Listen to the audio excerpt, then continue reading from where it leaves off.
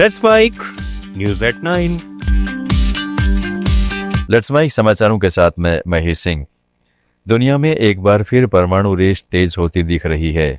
अमेरिकी राष्ट्रपति Donald Trump ने बड़ा दावा किया है कि रूस, चीन, पाकिस्तान और उत्तर कोरिया गुप्त रूप से परमाणु परीक्षण कर रहे हैं। एक मीडिया हाउस से बातचीत में ट्रंप ने कहा, ये देश टेस्ट कर रहे हैं लेकिन इसके बारे में बात नहीं करते, जबकि हम एक खुला समाज हैं। हम बात करते हैं। ट्रंप ने एक बार फिर दावा किया कि भारत और पाकिस्तान मई में परमाणु युद्ध के कगार पर थे, जिसे उन्होंने टैरिफ और ट्रेड की मदद से रोका। ट्रंप ने यूक्रेन को टॉमहॉक मिसाइल देने पर कहा है कि अभी यूक्रेन को टॉमहॉक देने का कोई विचार नहीं है, हालांकि भविष्य में फैसला बदल भी सकता है। रूस और यूक्रेन को बातचीत से हल निकालना चाहिए क्योंकि अमेरिका नहीं चाहता कि युद्ध और बढ़े। बता दें कि हाल ही में यूक्रेनी राष्ट्रपति व्लादिमीर जेलेंस्की ने ट्रंप से मुलाकात कर लॉन्ग रेंज मिसाइल की मांग की थी, लेकिन उन्हें खाली हाथ लौटना पड़ा। उधर रूस ने चेतावनी दी है कि अगर अमेरिका ने यूक्रेन को टॉमहॉक मिसाइल दी तो मॉस्को और वॉशिंगटन के रिश्ते बेहद खराब हो जाएंगे। अमेरिका के कैलिफोर्निया से सैन फ्रांसिस्को से नई दिल्ली आ रहे एयर इंडिया के प्लेन में तकनीकी खराबी आने के बाद उसे मंगोलिया की ओर डाइवर्ट किया गया है। केंद्र ने राष्ट्रीय राजमार्गों पर बार बार होने वाली दुर्घटनाओं को रोकने के लिए ठेकेदारों पर सख्ती बरतने का फैसला किया है। इसके तहत दोषी पाए जाने पर 50 लाख रुपए तक का जुर्माना लगाया जाएगा।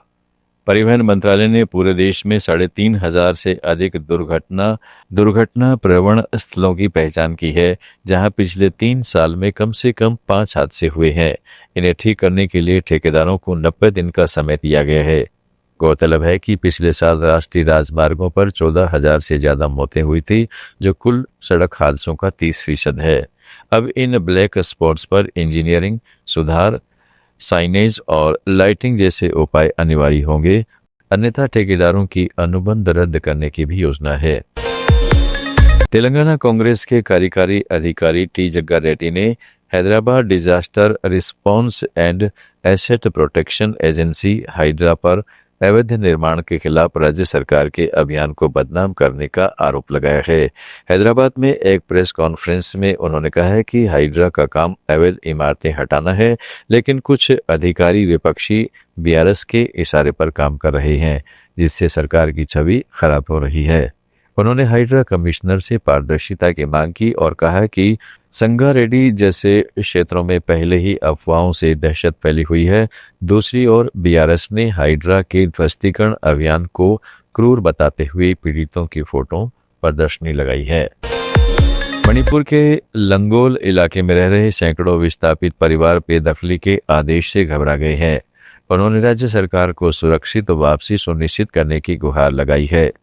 इम्फाल वेस्ट के डिप्टी कमिश्नर और डीजीपी को सौंपे गए 200 से अधिक परिवारों के औपचारिक अपील पत्रों में बेदखली आदेश तत्काल निलंबित करने की मांग की गई है, क्योंकि हिंसा प्रभावित क्षेत्रों में लौटना अभी भी जोखिम है। ये परिवार जातीय संघर्ष के कारण अपने घरों से भाग गए थे, लेकिन फिलहाल अस्थायी शिविरों में रह रहे हैं। उनका कहना है कि बिना पर्याप्त सुरक्षा के लौटना मौत को न्योता देना होगा। उत्तर प्रदेश में भाजपा के प्रदेश महामंत्री धर्मपाल सिंह ने विधान परिषद की शिक्षक व स्नातक कोटे की सीटों के चुनाव के लिए माइक्रो प्लानिंग करने पर जोर दिया है।